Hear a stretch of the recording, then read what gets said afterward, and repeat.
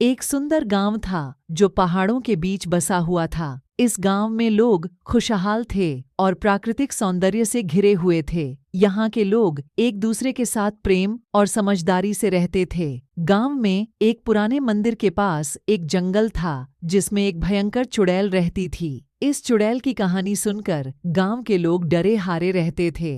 चुड़ैल के बारे में कहा जाता था कि वह रात के समय बाहर निकलती थी और गांव के लोगों को डरा देती थी। गांव में एक छोटी सी लड़की थी जिसका नाम प्रियंका था। प्रियंका बहुत ही साहसी और समझदार थी। उसे यह बात समझ में नहीं आती थी कि लोग चुड़ैल के बारे में इतना डर क्यों रखते हैं। एक दिन उसने अपने पिता से इस बारे में पूछा। पिता ने प्रियंका को चुड़ैल के बारे में विस्तार से बताया।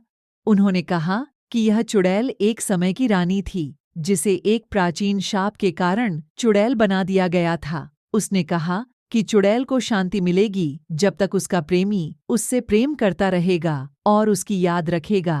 प्रियंका ने इसे सुनकर दिल से समझने का प्रयास किया। वह चुड़ैल से मिलने का निर्णय लिया और उसे अपने मित्र विक्रम से मिलने के लिए कहा। विक्रम भी बहुत साहसी था और प्रियंका के साथ इस कार्य में सहायक बन गया। एक रात पूर्णिमा की रात को प्रियंका और विक्रम चुड़ैल से मिलने निकले।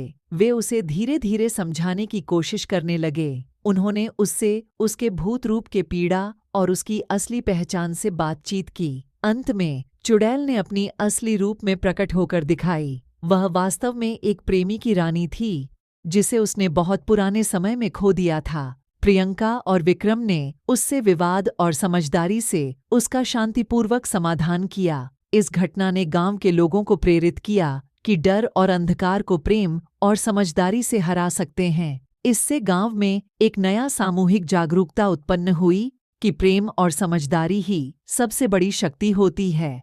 इस अनूठी कहानी से हमें यह सीख मिलती है कि हमें अपने भूत और अंधकार को प्रेम और समझदारी से मिटाना चाहिए ताकि हमारी जीवन में सुख और शांति हमेशा बनी रहे। मैं उम्मीद करता हूँ कि ये वीडियो आपको बहुत कुछ सीख दिया होगा। अगर आपको ये वीडियो अच्छी लगी तो वीडियो को लाइक्स, कमेंट, शेयर जरूर करें। Thanks for watching.